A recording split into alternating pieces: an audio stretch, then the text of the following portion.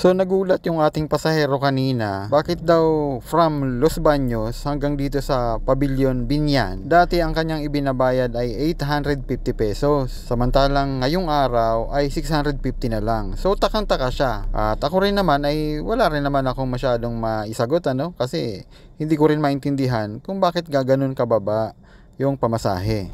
Kasi guys, kung kukumpute natin, ang 850, bawasan mo ng 650, 200 pesos yung nawala. So, 25% halos yun, yung nawala sa biyahe. So, tapos babawasan mo pa yan ng nasa 26% na commission, bali ang matitiri na lang ay 481 pesos. Imagine nyo guys yung sobrang traffic na area na yon, tapos napakalayo pa ng ating pinaghatiran, nasa 30 kilometers yon. Magkano gasolina yung ating ikukonsumo dun, Kaya napapaisip tuloy ako, baka ito na yung bagong standard na pamasahe dahil 'di ba nga pinapriority na ngayon ang mga electric vehicle na hindi kumukonsumo ng gasolina.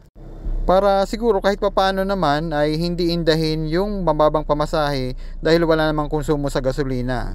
Pero sa opinion ko lang, dapat pag-isipan nating mabuti kung halimbawa masira tong mga baterya ng electric vehicle, magkano rin yung magagastos natin sa pagpapalit nito.